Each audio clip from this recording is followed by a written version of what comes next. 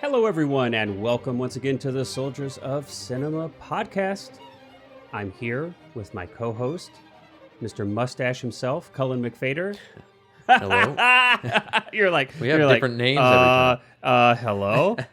Is this me? Am I Mr. Mustache? Sorry. I have to. Well, before I get into Mustache, and I'm your other host, Mr. Clark Coffey. But no, Cullen, and it's a compliment because Cullen has this amazing mustache, which I know none of you can see.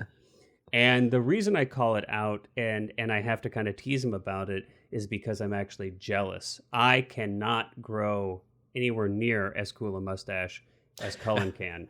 So it totally comes from a place of jealousy. Anywho, all right. Well, hey, with mustache talked about and aside, let's get into our film. For our 58th episode today, we are going to be discussing Cullen's pick, and I think both of our all-time favorite films, it sounds like, is Ridley Scott's 1979 film Alien. Mm-hmm.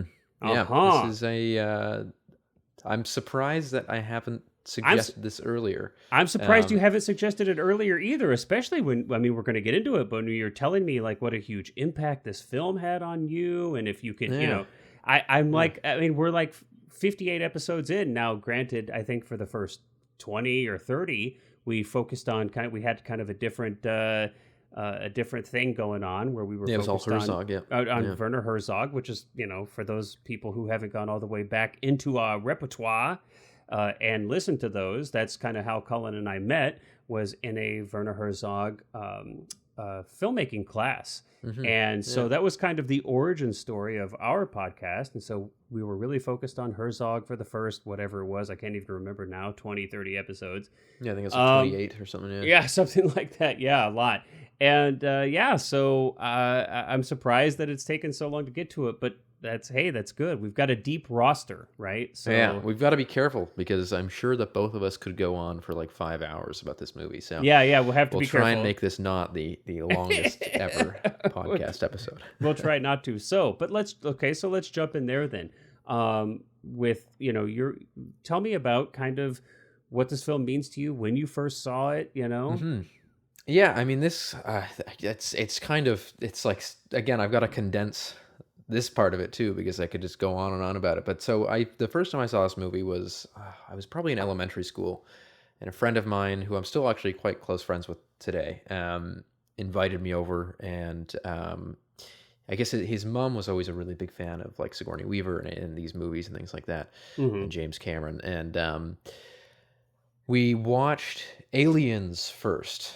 I remember I saw Aliens first, and I think the only reason that we watched Aliens first was because probably like AMC or something was doing a marathon of them, and they were recording them to like VHS, like the write-on files, right? Or I guess they weren't files, but recording the show to the VHS tape so we could watch it back. And so the first time I saw Aliens, I loved it. It's like a really cool kind of scary action movie and sci-fi and all that, and then I think like the next week he was like, oh yeah, my mom recorded Alien this time, so we can go watch Alien. So I went back over to his house and we watched. And again, these are like not official VHS, so they were the worst quality. Anytime there was anything dark, which there's a lot of in this movie, you basically couldn't see anything. Yeah. And the sound was all that like, lots of static in the sound and things like that. And but again, it kind of, I guess, goes to show that like we just didn't know really what HD was then anyway. Of course not. It wasn't like it didn't bother us at all because there was no relative comparison other than a movie theater. Dude, I used to watch everything at home on like a 9-inch RCA black and white TV. Yeah, black and white. So I had a black and white TV as well for a while. Yeah, and so yeah. I mean, and then I immediately loved them, and probably I don't know how many years later, but it stuck with me so much. And my friend, again, same friend Evan, stuck with us so much that when Prometheus came out, we went to see it together with a few other friends. And in high school, I remember we had this big film class, and we made this movie that was like a parody of Alien called the Nostromo, which is just switching the name of the ship from an N to a P. And that's where I got the production company that I run now was Nostromo Pictures. And so, of course, even in my professional life, this movie is abundantly, involved. And can I just add though that like Nostromo makes me think of like an Italian dish. Yeah, pastrami or something. When I hear Nostromo, I imagine like, Mario or something. Yeah. Nostromo. Like a nice little pasta dish or something. Yeah. Yeah. No, and it's one of those movies that also like it's difficult for me to think of a movie that I have made, even if they're not horror movies, even if there's purely drama or whatever, that hasn't been somehow influenced by Alien, if be it visually or whether I'm stealing just a shot or something like that, or just the kind of and then there were none qualities of the screenplay. And I think that's another thing that really affected me about this movie is that I grew up loving Agatha Christie and Sherlock Holmes and things like that. And and then there were none is still one of my favorite books, and of course this screenplay and this movie really reference that a lot, not in literal references in dialogue, but everyone that is in all the behind the scenes stuff talks about kind of the Agatha Christie overtones of like the people going missing one by one, and that sort of thing. So I think that it was right up my alley, and right up until the point that like my first feature that I did last year, the entire final 15-minute climax is completely based on Alien. I every time I was trying to describe it to someone, I would just show them a scene from Alien and be like, this is what we're doing, to the point that it's a slow dolly on the ground backwards as someone. So what do you think, like, but when you were a kid, right? So a lot of this is in hindsight, right? Where it's like, okay, now you're a cinephile and a filmmaker yourself. But at the time when you were a kid, like what stood out the most to you? Like, was it like the creature design? Was it the tension and suspense? Was it the science fiction aspect of like? It was just the like elements of just Sigourney the world. Weaver in her underwear. Sigourney Weaver, yes, yeah, the butt crack.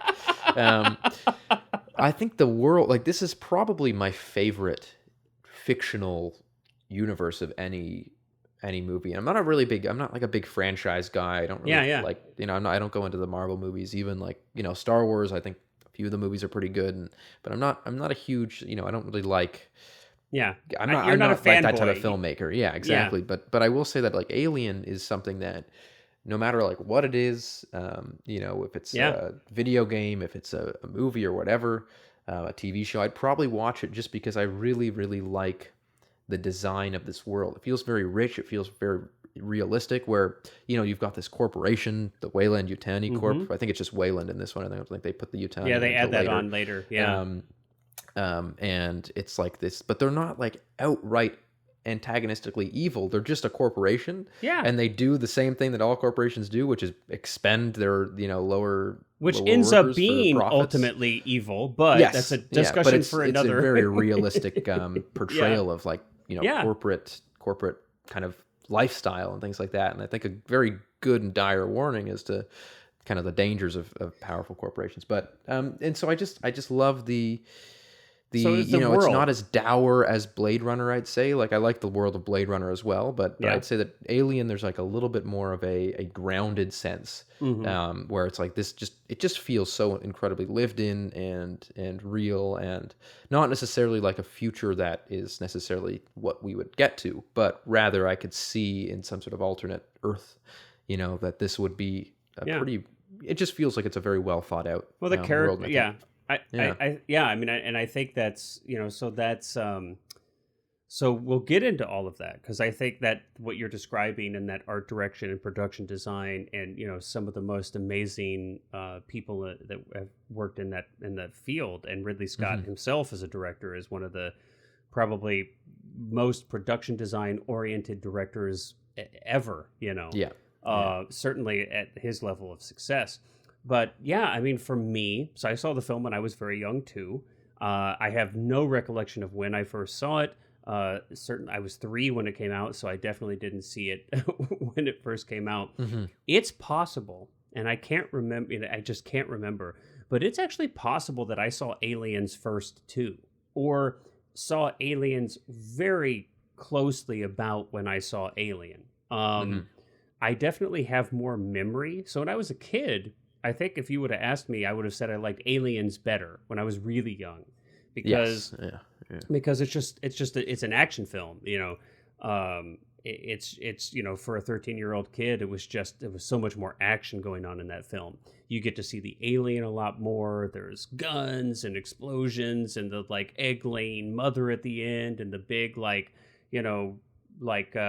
mech fight. I'll just call it like a mech fight, basically at the end. I mean, it's just a lot more going on. But certainly as I got older, Alien became my favorite of the two. But to go back, so yeah, I was young too. I saw it probably on HBO or TV, something, for sure. And I kind of am in the same boat as you. The thing that really stuck out to me was the world that they created. I mean, I also am not a fanboy really of any other kind of cinematic universe, I guess, for lack of a better term. But I have always been intrigued by this cinematic universe.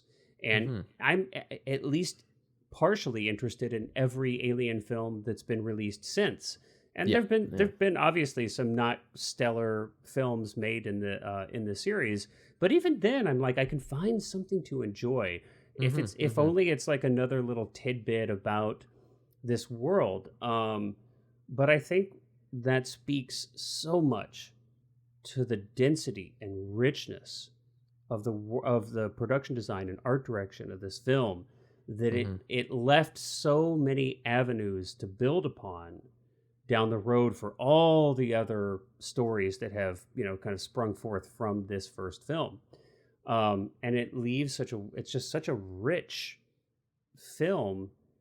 Your imagination just runs wild, I think. You can't help to. Yeah, you want to know more about the world. And I think that's the thing, is that especially with this and Aliens as well, and I mean, I would say pretty much all the movies, is that they never, like, you never see too much of the world. So your curiosity is almost driven nuts, because you're just like, I want to know what Earth looks like. I want to know what, what is this corporate structure? What's this, what is the countries like, And what you do see is so well put together.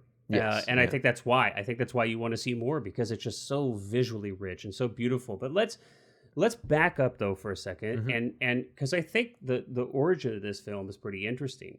So the story, and at least the screenplay credit goes to Dan O'Bannon. This is kind of like, I especially if you watch the really extraordinary, I think it's like 3 to 4 hour long making of documentary that exists for this film, and actually every other Alien film, at least of the original 4 films. You can really get a sense between, especially like David Giler and Dan O'Bannon, that there's definitely was some contention between the two of them writing of this story, But Dan O'Bannon goes way back to Dark Star, John Carpenter's first film, if I'm not mistaken. Which sort of inspired, weirdly enough, this because there's the alien creature in Dark Star which is a beach ball. Yeah, so Dark Star is like a super low budget. It's basically a student film. It's worth seeing, though, I would say. I own it. I've seen it. It's worth seeing. It's pretty goofy, but it's kind of part of its charm. But Dan O'Bannon worked on that film. And I think, help me out here, but he went from that. Did he go from that to Dune? Do I have that correct? I think so. From my understanding, he went from that to trying to get Alien made, and then when that was not happening, went to Dune. Right. But it wasn't Alien as we know it. It was quite a different and that's story. Totally different story. And then so then he went to Jodorowsky's Dune, which fell through. Yeah, did not happen. Famously fell through. But super important. While he was there, he met H.R. Giger. Yes. Yeah. And I think Giger was doing some design work for Dune, if I'm not mistaken. Oh, I want to call something out too. I just want to call something out real quick. I forgot about this when I first mentioned him. So, do you know where Dan O'Bannon's from? You know where he was born and raised? Missouri? St. Louis, Missouri. There you go. So we've got a Missouri and we've got a Canadian working on Alien. There you go. Hometown boy makes good. Okay, yeah. So I just had to, because not a lot of people in film are from St. Louis, Missouri. Anyway, so yeah, so he meets Giger. They do some work, and O'Bannon is blown away by Giger's work, which obviously is just, you can't overstate how vital his design work is on this film. Oh yeah. I mean, you just it's there's nothing else like it. Yeah. And so right, so I think he comes back and he's got the script, and who else did he work with? There was somebody else that he worked with on the script, and now it's Ronald Shusett, right? So those two, they're working on the script, and it ends up getting in the hands of the newly formed production company Brandywine, which is Gordon Carroll, David Giler, and Walter Hill. Walter Hill is the guy of those three that I know most about, or most of, like from especially his like 70s work. Yeah, The Driver, and The Getaway. He wrote a lot of stuff. He directed some things. Yeah.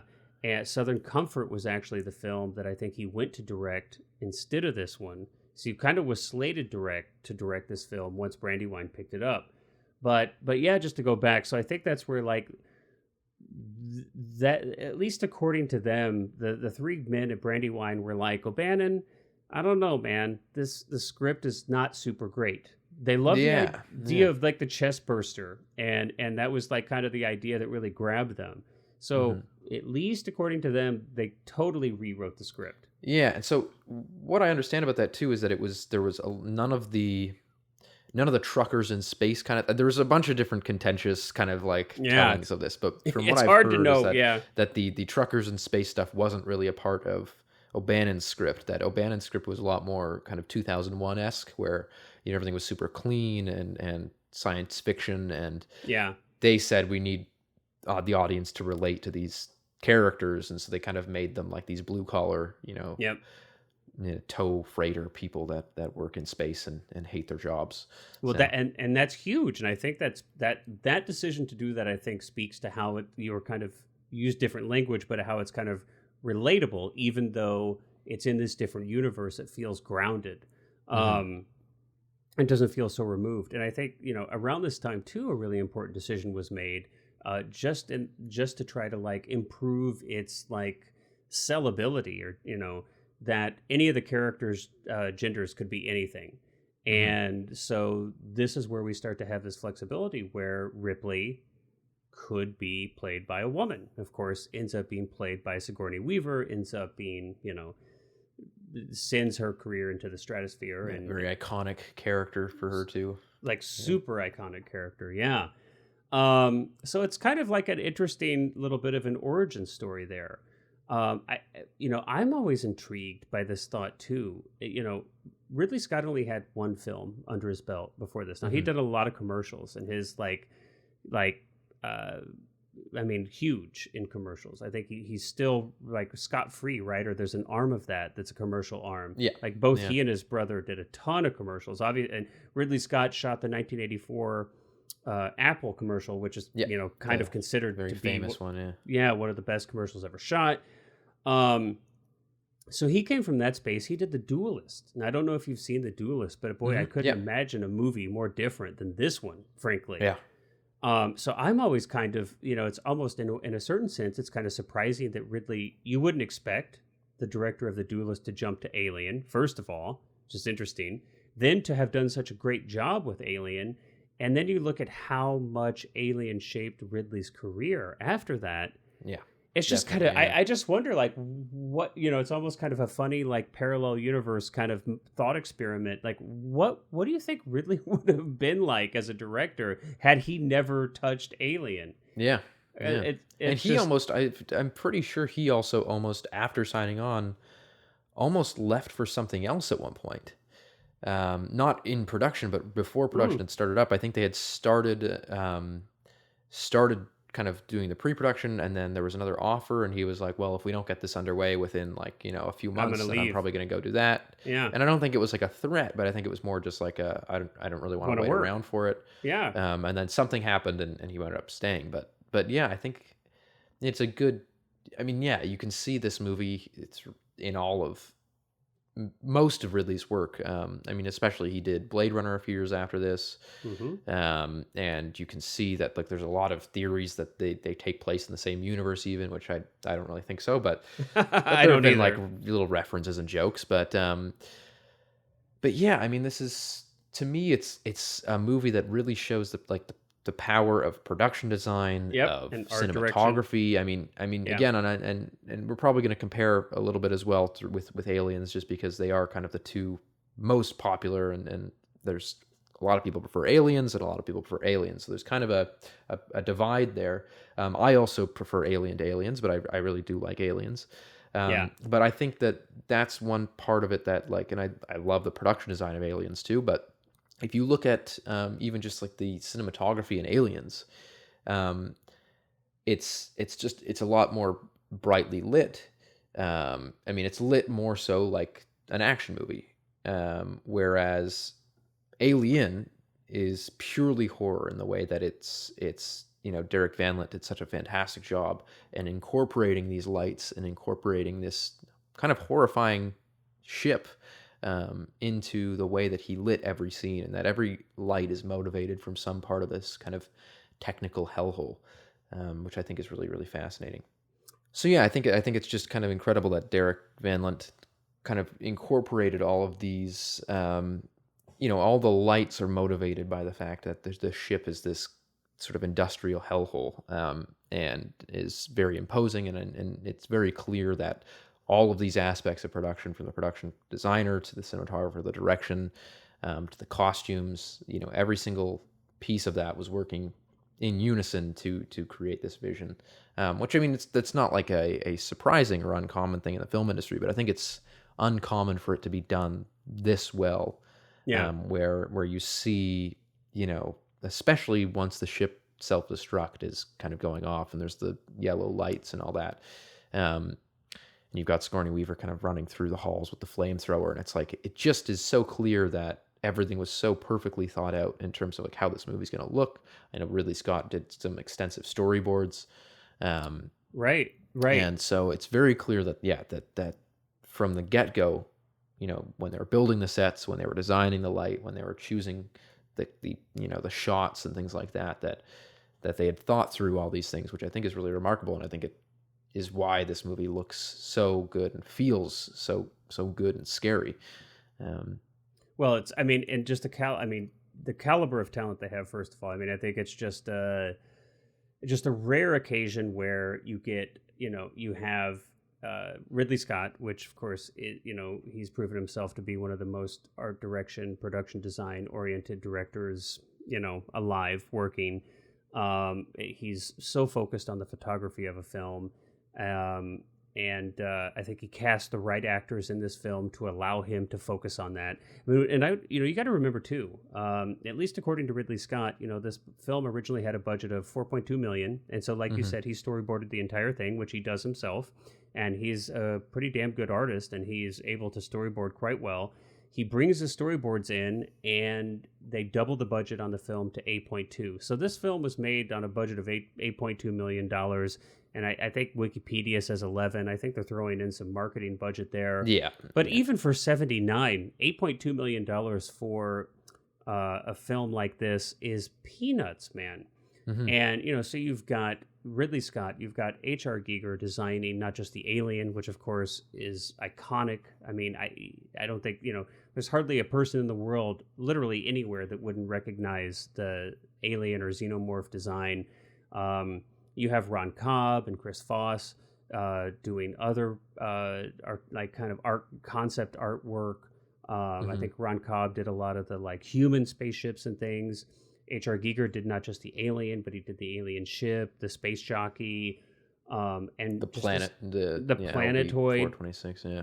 And just and just H.R. Giger's designs are so kind of viscerally disturbing. It's such a strange combination of scary and sexual and bio. And they really ingeniously kind of use the budget in the way that they design the sets too, where it's like the Nostromo, for example, is really just primarily two hallways. Yeah. It's the kind of like underbelly hallways that have the the grates and things like that, and then the upper ones that are all like kind of cushiony. But what they've done is they've basically had, it's almost like a U shape, so that you can film in all these different angles and make it look like it's 60 different parts of the ship, while simultaneously really it's just one one little hallway. And so once you've seen the movie enough, you kind of start to recognize like, oh, that's the exact same hallway she was just coming down. Now she's just walking down the other way. But it's still like, I think it's such a brilliant use of such a small budget. And like you said, like even in, adjusted for inflation and kind of the crazy budgets that movies get these days, this is still quite a small budget film. I mean, I don't have it right off the top of my head. But I don't know what Star Wars was made for 11 million. And so I think that, and I don't know if that, again, that's probably including marketing as well. But if you think about that, I mean, Star Wars, to me, the charm of Star Wars was that it does sort of seem low budget.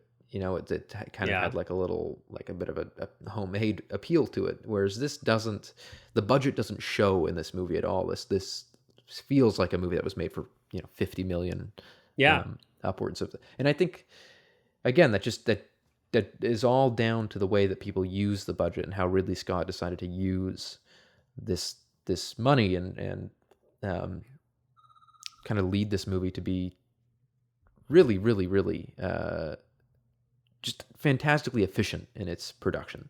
I think that's kind of a word I would use for it, is that it's incredibly efficient. It doesn't seem like there was much waste or excess. Well, there certainly isn't in the storytelling, right? Yeah, I mean, that's one of the things, is that, it's the story is really it gets right to the point, doesn't beat around the bush. It's basically a horror film, right? It's like the haunted house kind of, scary dark house movie. And but just imagine this exact same plot, just imagine this exact same story, but it's like no production design, boring alien design or monster design, and there's a million of these films. Every other horror film is this film without all of these things that we've already discussed. That really, and so it's, when I think of a film that illustrates to, if you're a fan of cinema, or if you're a wannabe filmmaker, or you are a filmmaker and you're looking, just kind of to be reminded of the power of the tools available to you as a filmmaker, looking at this film and just realizing how much story you can convey through production design and art direction is just mind-blowing to me. And so I'm always blown away by that. But so I think we've like talked about that. We could go on and on, like you said. We could make it such a long, but let's give a little love to the cast too, though, because if it weren't for the cast, if it weren't for these really like uniformly excellent performances, in my opinion, across the board, Ridley wouldn't have been able to focus on the photography and the production design. And I think that's part of his secret of his success, is that he cast really good people. He didn't have to worry about them. They gave great performances, and he was able to do his thing. It sounds like to me Sigourney Weaver's your favorite. 100%. I mean, actually, 100%. I've just realized that I mentioned Sigourney Weaver in our last episode. When we were talking with Faye Dunaway, and then I hadn't even planned to do this yet, but that's kind of because Sigourney Weaver. I mean, I don't know why Sigourney Weaver isn't in every movie. That was one of the notes that I wrote while watching this. But like, I don't know why and it's bizarre to me that for an actor of her caliber and how great she is in everything that she's in, that she, and I know she's in Paul Schrader's new movie, which is but again, like, I'm just really shocked that she's not in more. Okay. I can see how you would want her to be in more, for sure. I get it. But, isn't she going to be in Cameron's like further Avatar films? Yes, she is in those. Yeah. So there's that. And I don't think you can get much bigger than that, right? That's got to be some of the biggest budget, most, but she's 73. So come on, you got to give her some time to spend her life, right? Yeah. But I feel like I mean, look, growing up in the 80s, I feel like I remember her being almost everywhere in the 80s. Hmm. And maybe she slowed down, but she does Alien. Now before that, she had been in just a couple films, and I think Hmm. had really tiny. I mean, I think her first film was Annie Hall. She's almost like a background or something, right? I mean, she's extremely small. And then Alien, as we all know, made her a star. And then Ghostbusters just a few years later. I mean, I remember that from my Yeah. childhood. She Yeah. was like, that was huge performance in that film. And she And did, Aliens. and then of course, She was in the first 4 Alien. Yeah. yep, and she was in the first 4 Aliens, and she's in Ghostbusters 2. And I remember going to see Gorillas in the Mist in '88. Oh yeah, I remember in the Gorillas in theater. the Mist. Yeah. I remember seeing that in the theater. So and she's Galaxy Quest is another one of my favorite performances of hers. I think that's in '99. I mean, she's and here she is. She did 2 films in 2022. She was in Ghostbusters Afterlife, which is, I think, just a cameo in 21. So she's around, and she's going to be in the next 2 Avatar films, but I don't know. Yeah. And as I said, the new Schrader. Yeah. That's going to be like the like CGI version of her. I guess it's like a mocap performance is based, but Yes, still, yeah. Yeah. But yeah, I mean, come on, dude. She's 73. Maybe she's like she's. I guess tired. what I mean is more so not. No, but she's just I'm awesome. surprised Yeah. that in the, like especially in the 2, like she just seems like she to She's me great. would be like a bigger than an Angelina Jolie or something, because she's just so versatile and such a talented actress. And I think it's a credit to her. I mean, I just don't think that she's played that game. She's just not been the tabloid. I mean, look, she's been married to the same man since like '84. Yeah. She doesn't have all of these scandals and wacky stuff. Apparently she's a joy to work with. Yeah. So so I think that's a big part of why, she's just not on the cover of every, well, I don't even know if they really have Inquirer magazines nowadays. Now it's, Instagram and TikTok and everything, but TMZ. But yeah, I just think that she stays off of that stuff. But there's other really good performances here too. I mean, so one of my favorite people is in this film, and I think he's fantastic in it. I think he's fantastic in almost everything, and character actor to be sure, although he did have a lead role in Paris, Texas. But Harry Dean Stanton, you got to give it up to Harry Dean Stanton. Oh yeah. Yeah, he's fantastic. Yeah, I feel like Harry Dean was like 55 somehow when he made this film in '79, and somehow lived to 2017. I feel like he was already ancient in this movie. I kept seeing him in movie after movie after movie. I remember. So there was a I don't even know what you call this. It's a documentary film about a couple rock bands. That I think was made in the early 2000s, I think, called Dig. And it was a documentary that followed 2 bands that were like friends and then kind of had a falling out. And it was the Dandy Warhols, if you've ever heard of them, and the Brian Jonestown Massacre. Now, Dandy Warhols got pretty big and had a lot of hits, and so you might have heard of them. Brian Jonestown Massacre, maybe not so much. They didn't have as much commercial success. Anyway, so this documentary is following these bands around. They're in LA and they're trying to get big and everything. And I was so there's a scene in that film where there's just like one of the band members or one of the people at the party were just like filming everybody getting wasted right in this apartment in this party with these 2 rock bands, and the camera like pans by this bedroom. And Harry Dean Stanton is just sitting there partying with these people. And you're just like, dude is everywhere. He's like, what the hell is he doing there? Yeah. He's like 80 years old. Yeah. That's hilarious. Partying with these 2 like rock bands. And it was just so, it wasn't like he wasn't the focus. Nobody even like paid any attention or did or said anything. The document, you know what I mean? It was just somebody kind of panning the camera. I had to like pause it and be like, wait a minute. That's Harry Dean Stanton. Holy crap. But I don't know. I just want to say, I just want to give him some love because I think he's great. He's fantastic. He was amazing. I think he's amazing in this film. The guy is a legend, an icon. And so anyway, I also love Yaphet Kotto in this. Yep, he's great. And of course, Ian. Ian Holm, yeah, who was this? He was known in England, but had kind of made him a name in the U.S. Tom Yeah. Skerritt, of course, Yep. Veronica Cartwright. There's yeah, I mean John it's one of Hurt. these Did you say cases where John you Hurt? just yeah, oh John Hurt as well, yeah. It's one of these cases where you just have these really, really, really talented actors, and you can just tell like during the dinner scenes and when they're just all kind of talking over each other, but they're just a really, really strongly performed cat, and shows you the value of Well, getting incredible performers. I want to go back to Ian because I think his couple things here.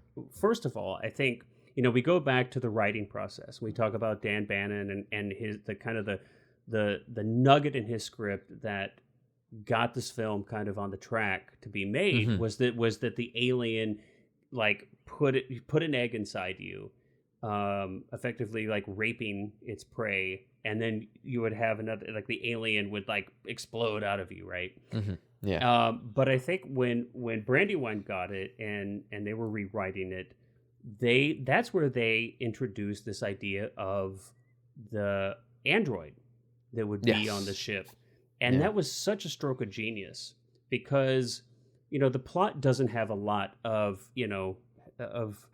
mechanizations. Yeah, The it's not a plot, lot of moving pieces. Yeah. yeah, not a lot of moving pieces. It's super streamlined. But this one thing, though, adds so much. It Yeah. adds so much Yeah. texture, and it's such a surprise, and it's a surprise from such a different direction, right? Because you're focused on alien, alien, alien, alien, alien, and you kind of get a sense it's like, okay, this is the corporate guy. This is the guy who's got his own agenda. He's not out there to like help or save the crew. He's obviously got an ulterior motive. Hmm. But when he gets his head knocked off, like when he tries to And he's kill yeah. Ripley, Yeah. and he tries to kill Ripley in such an odd and strange way. Did Yeah, that stand out to you? oh my god, I remember I, me and my friend used to always do that with magazine, like not literally trying to oh kill my each other. We god, used to dude, that's always scary. roll up it would be like It's anytime so you would fall asleep at creepy. a sleepover or something, one of us would roll Oh, up oh my gosh, dude, it's it so was like a big creepy joke because it's between like us. And, it's not even an effective way to kill somebody. no, but it's in just like so robotic. in such a right, it doesn't make any sense. So Yeah. just for those of you who haven't seen it in a while, what he rolls up a magazine and like try to stick it in Ripley's mouth while she's Hmm. laying down. And it's like, well, she could still breathe through her nose, so it's not like Yeah. it's not in her throat, it's not choking her. And it just and it's funny because Ian performance, he goes from seeming like very human, right? Hmm. To seeming so robotic, but it works. Like you Yeah. don't think, and it's just, and when he gets his head knocked off, you're just like, I mean, I remember watching, like, that's something that stands out so much to me, and especially when they like reconnect him and he's talking, Hmm. and it's like all his blood is like that milk The stuff, milk, and yeah, yeah. and his voice has kind of got this effervescence like to it. They've manipulated the audio there, and I remember honestly that almost being like more creepy, and Mhm. that image sticking with me even more than the alien. Honestly, Yeah, yeah. I was just like, whoa. No, and it's such a ingenious practical effect of just having to stick his head through the Well, table. well, that's part and of it. But if yeah. you notice, they do have a mold. Yep, they do, Did you because when notice? she's trying to put it up, yeah. So they Yeah. do have a mold, and it looks horrible.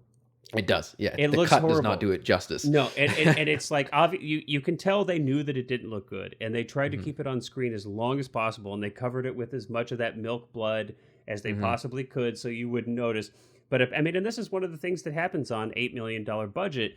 Apparently, the story is that they had, obviously they took like a life cast, a real mold of Ian's face and head, and they over dried it or something, like when So it just shrunk. when Right. it shrunk, yeah, and Yeah. so it doesn't look anything like him. I mean, like No. not at all.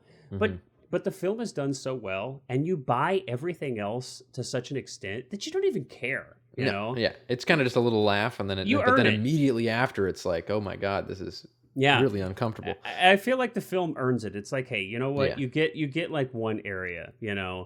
that, and in hindsight too, I think like there are a couple spots where the alien seems a little like you can see a little bit of the guy in the suit, in the rubber suit. You can tell that the suit was not easy to move around in. Yeah, and they changed like especially that. I mean even in the when Dallas is in the vent, and it just I love that it just kind of puts its arms out. Yeah, It doesn't yeah. really jump at him. It just kind of goes for a big It hug. just puts but it's it's kind of like with Jaws, right? It's like Yeah, with Jaws, the mechanical shark sucks. It doesn't work, so you have to show it very briefly. It's same kind of now this doesn't suck, don't get me wrong. The alien design is extraordinary. I mean, especially its head and everything. But it was like, well, it's a guy in a suit is how they had to execute it. It's not like they had CGI and they didn't have budget for a Stan Winston puppet and things, which I think is what they did in Aliens. Yes, Stan Winston did all that. Stan Winston worked on that. And they had a lot more variable suits, flexible suits, so people could run on all fours and things like that. Whole different thing. Which, but I think that it works in the movie's favor because I still think that of any of the Alien movies and the Prometheus movies and all that, this is still the scariest one of all of them. And I think it's the best iteration of the face or of the head of the alien because it actually changes a lot. Yeah, because Aliens, it's not as smooth, it's rougher. There's like almost a rib element to the head. The dome changes and all kinds of things start to happen. I think that this is definitely this is the scariest that the alien is in any of these movies. Because it's the purest... And I think it's also the benefit too is that it's got this like mystique and unknown aspect where people have no idea what they're dealing with. I think that's the part of the genius too, is that the alien, if you're actually watching the movie, the alien doesn't actually kill its first victim other than the chestburster scene until over halfway through the movie. Right. It's about, I think it's about 59 minutes when they're actually first going around and trying to find it with the net. And is it Harry Dean that dies first with the cat? Yeah, he gets he's in that big. But I also, I mean, that's another element of production design too. Is just like that scene when he gets killed. Just like, why is there water dripping down on this spaceship? Why are there chains? Why are chains so unbelievably evocative and hellish? And it's really, really, really like. I mean, now I just always want to put make this movie. If there's one adjective for it, it's wet. Yeah, I mean, it's just everything, but it works so well. Everything's just so wet and has this. It's very textured and just grimy and gross, and I love that. It's just again, it just goes back to the whole production design and world building element of it, and it's. I mean, again, like we said, I'm not a big franchise guy and stuff like that. But if someone, and this is one of the things that I wrote in my notes, but if I was asked by some big studio, like what you can direct any movie you want, but it has to be within a pre-existing franchise, I would 100 times out of 100 times say that I would want to do an Alien movie. It would be because fun. This is just because there's just there's so much that you can do. I think that it's such a perfect blend where it's like you don't really need to add the horror because the idea of this universe is scary enough that it really all just works so well together. It would be tough. I feel like it would be really difficult, and obviously there has been a big challenge trying to follow this up because it's like I mean, you imagine I know it's like you can't really, but you imagine a totally like virgin naive audience. You have no idea. You've not seen the alien. You don't know what its form is. You have no idea. And you've never seen any of this production design, the ships, the planetoid, none of this stuff. I mean, look at how compelling the film is to watch after you know everything about it, after you know what the alien looks like and what it does, all these things. And there's still so much visual density that it's so compelling to watch. I mean, now imagine watching this for the first time in a theater. You're an audience in 1979. You can't replicate that. There have been so many films now that have the alien or xenomorph, in it to some varying degree, right? And we all know what it does. That, what do you do with that? So it's like as fun as it would be, and trust me, if someone offered me a budget and said go make an alien movie, I'd sure as heck try. But boy, I would be really put to the test to think of how can I make. Strangely enough, one of the best pieces of media I think from this franchise is, and one of the ones that actually used the elements of Alien, I think, fantastically was, and I have like video game consoles. I've played video games all my life, but I'm not really I wouldn't consider myself a huge gamer in that sense. I don't play a ton of them, but a few years ago, this game called Alien Isolation came out. Oh yeah. And my God, I genuinely think that that's one of the best games ever made. And they did something, I think they did something really smart, which is that it's the plot of the game is about Ripley's daughter trying to basically find out what happened to her mom. No spoilers though. I've not played it. I won't spoil it, but yeah, so she's basically, it's about her, which and that is something that I think is really smart because it's not something that feels shoehorned in. It feels like that would make sense as a movie and as a plot or as something a character would do. Of course, this character is going to be like, well, what the hell happened to my mom?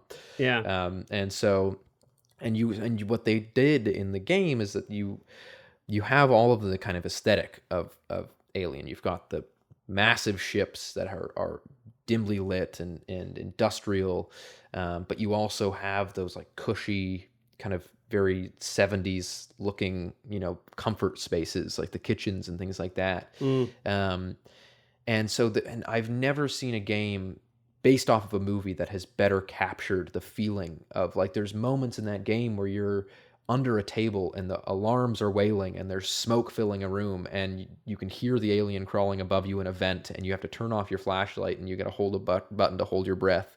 And it's like, I've never played a game that has better encapsulated. I've also, very rarely have I played a game where I've been like, okay, I'm going to put that away tonight because my heart is beating too stressful. fast. Yeah, but it's fantastic. And I think that it proves that there is still, a lot of value in that world. Whereas you see something like Star Wars or things like that, where it seems like they can never really get out of this cycle of kind of telling the same story over and over again. I think that there's a pretty nice, not backlog, but I think that there's a lot of things that if people were brave enough, if studios were brave enough to put the money towards doing some different stuff, which is ultimately what Prometheus was, right? I mean, Prometheus was something that had of course existed in the same universe as Alien and had connections of like that this was sort of a prequel that would lead to the events of Aliens. But other than that, it's got next to nothing to do with it. There's no alien creature in Prometheus. And yet I thought that one, when it came out, and I've watched it since, I still think it's not, a perfect movie by any means, and it's not as amazing as Alien, but I've always enjoyed watching it when I have. I mean, it's always a movie that I've been like, the world of this movie, the universe that this takes place in is just so fascinating that I'm kind of happy to watch anything or read anything or play anything that takes place in that setting. I usually am too. I'm sometimes disappointed that the potential is not realized, but yes, yeah. But yeah. And speaking of potential being realized, I mean, I was surprised by this tiny little tidbit. We talked about how small the budget was on this film. Mm-hmm. It made $185 million, man. Yeah, I know. And back then, I mean, I don't know what that would be in $79 to $2022, but I'm gonna guess that's probably over 500 million. Easily. Oh, probably. I mean, I'm trying to. What would the math be on that? It's a total guess, but I'm gonna say at least 500, maybe 500 to $700 million. So, huge hit. So it would be about 4 times, because $1 in 1979 was worth $4 today. So, yeah, it'd be over 500 million. Yeah. Okay. Good. It'd be guess. close to 800 million, which Woo! is. Yeah, that's no box joke, office blowout. Man. Yeah, that's a box office blowout. Yeah, and I don't know what, I'd be curious to know what films it was competing with in '79, but and so it's no wonder. I mean that Ridley's career and Sigourney Weaver's career, especially those two, exploded, and that Alien became such a franchise. And the irony too is that there's that classic story about James Cameron wanting to make Aliens and the Fox executives not wanting him to do it, having no interest in doing a sequel to Alien, and then he. Wait, what was that story? I'm well, actually so there's not there's familiar with that. this story about after I don't know why, since it was such a success, that they wouldn't have wanted to make a sequel, but for some reason I'm surprised. the Fox executives had no interest in doing a sequel to Alien. I think that they were worried that if they did a sequel, that the budget would just be way too big because it's a large sci-fi, and so when James Cameron did Terminator, they obviously were very happy with that and said, you can pitch us any movie you want. It just can't be an Alien sequel because you had been talking about how much you wanted to do one. So they gave him a meeting. Had he written a script? He'd probably even already Yeah, written a script or a treatment. And they said, they said, pitch us anything, it can't be an Alien movie. And so he went in to a boardroom with all these executives and wrote on the chalkboard or on the whiteboard, he wrote Alien and then put a $sign after it. And that's how it got the name Aliens, and that was how he pitched it, and they decided to give it to him. So, interesting. What was the budget on Aliens? Do we know? I want to see that. Aliens. Let's look that up real quick. Because 18.5 million. So honestly, not that high either. Yeah, that's actually not a lot of money. And then let's see what it got in box office was 183 million approximately. Oh, so actually less financially successful than the first. Yeah. Which is interesting. Is interesting. Wow. Huh. I wouldn't have guessed that. But I think it does kind of show how important it was that the idea was novel, that there were so many novel ideas, not in the story, but in these details of like the android and the alien type and how the alien would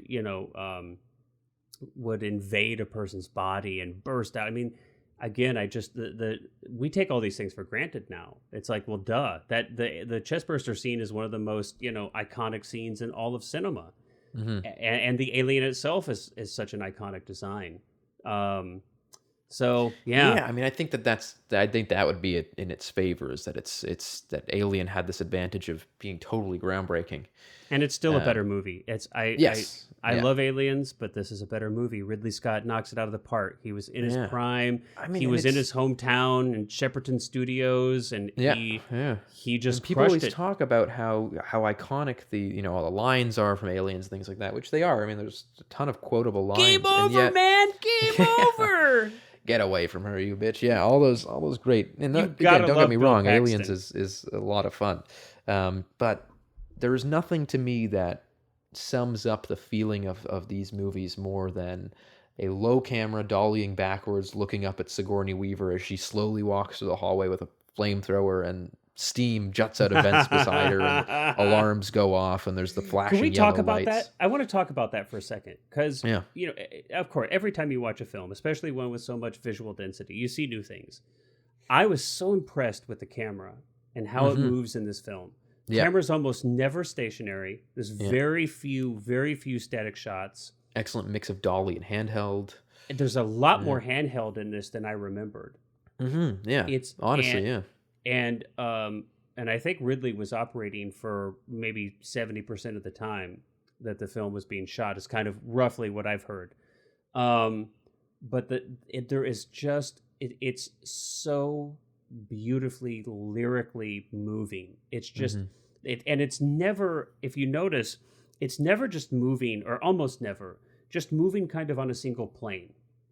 There's always some kind of like flourish to it, that it's like if we're going to pan over to the left, it's also going to kind of like pull back at the end of that movement. There's always some kind of complexity, or even just like the shots on a dolly in the hallway, and it you could just do a dolly shot in the hallway, but then it winds up wrapping around a corner for a second. That's what I mean. There's like this. There's always like a little touch that makes it feel more organic, and that makes it feel part of the space that you're in and seeing.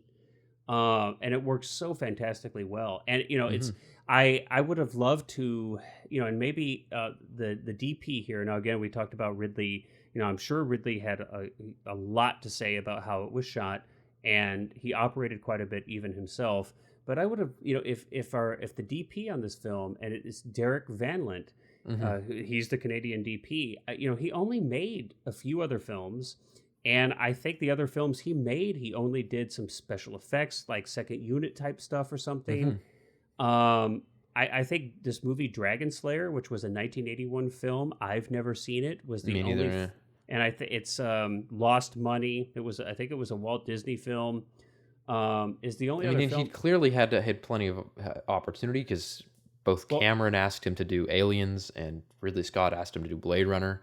Yeah, So I think that yeah, Derek Van Lint likely just wanted to go into commercials. I mean, it which seems is where he like came from, and that's yeah, Ridley Scott having come from commercials. He had actually worked with Derek. He yeah, pulled Derek to shoot this. And it seems to me, as far as I can tell, because he lived until 2010. hmm He just worked in commercials. I can only speculate as to why. Maybe he didn't like the long, strenuous shoots of feature films. yeah, yeah. I'm sure he was very successful. And look, you can make a ton of money in commercials. I mean, it's huge money in commercials, especially during their Oh yeah. heyday back Oh my then. God. I mean, even now, I know a lot of people who are DPs who they do features for the artistry of it, and then they Yeah, do commercials to make money. and it's the Um, actors can be the same way. I mean, that was like bread and butter. I know so many actors when I was in that game that would be your bread and butter, man. You'd go and you'd do a couple commercials and you'd make enough to live on, and then you'd go and audition for feature films and legit TV and everything like that. That's kind of gone away. That's a topic for a whole different day. But that's a lot of that has gone to the wayside as more mhm. and more commercials have gone non-union. I don't know what that's like on the crew side, but you know, anywho. But I guess the point is that I would have loved to have seen a Derek Van Lint shot Aliens. That would have been very interesting. But Yeah, but yeah. he and Ridley team up to really just shoot the crap out of this thing. We Oh, haven't every talked shot is about it. just beautiful. Yeah. Every shot is really extraordinary. We haven't talked about it, but I want to bring it up before we run out of time because I think it's a superb score. The music in hmm this is amazing. Jerry Goldsmith composed the music for Alien, hmm and it's like this is actually one of the soundtracks that I put on and just listen to for Me its too. I write to this a lot. I mean, I Yeah, like there was again when I said at the beginning of the episode that I've stolen so much from this movie, and that like even when I did a movie 5 years ago that was like an experimental movie about the sun disappearing, and still wrote like an entire 10 pages of the script to Jerry Goldsmith's Alien score. So even nice. when it's got nothing to do with Yeah, aliens or sci-fi or anything like that, this movie somehow is still finding its way into my work. But yeah, that I think probably the only unfortunate aspect of the movie is that if you get, and I would highly, highly recommend getting the soundtrack. You can listen to it on YouTube. You can get it on Apple Music, or you can buy it. yep. But there's a really beautiful suite, like opening kind of overture that Jerry Goldsmith composed that isn't used in the movie, but it's really, really spectacular. And it actually, the cues from that were actually reused in Alien Covenant. I think that's the first time that they were actually used on screen in an Alien movie. And you'll Um, have to get the complete edition just as a heads up yes, if you yeah, do want to. Yeah, so what you're referring to is the main title. So hmm that is not included in the original soundtrack, which is only about 30 some odd minutes long. But there is a complete edition that's been released, and that does have I think something like half a dozen or 10 like alternate takes that not yeah, just and for that main unused stuff. title, Yeah, but for some of the other tracks. Yeah.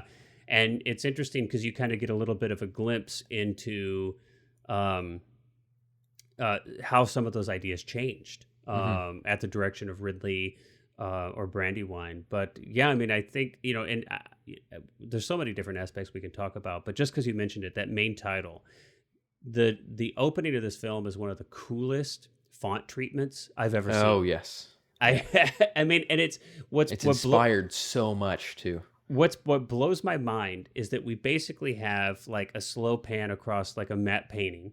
It's all hmm it is. There's like almost nothing going on, but it's a really nice matte painting. And we have this extraordinary alien. The font is coming into view, and it's just One beautiful. line at a time. Yeah, and I it's mean, just I've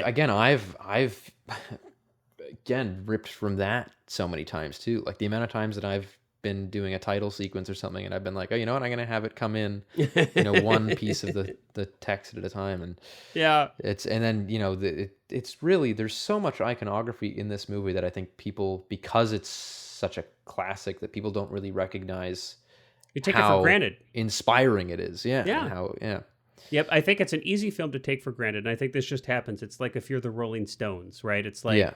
yeah, well, yeah, you're the Rolling Stones. Like, what could they do now? They've like, it's like you've made Alien. Well, okay, like, you just take it for granted. And so it's all these things that have kind of entered the social consciousness, entered pop culture and kind of just become part of who we are, that you take it for granted how extraordinary these ideas were. Yeah, but I mean, again, from old Lego stop motion movies to high school movies to my first feature, I don't think that I'm ever going to stop watching this movie. I don't think I'm ever going to stop being completely enthralled by it and stealing as much as I can.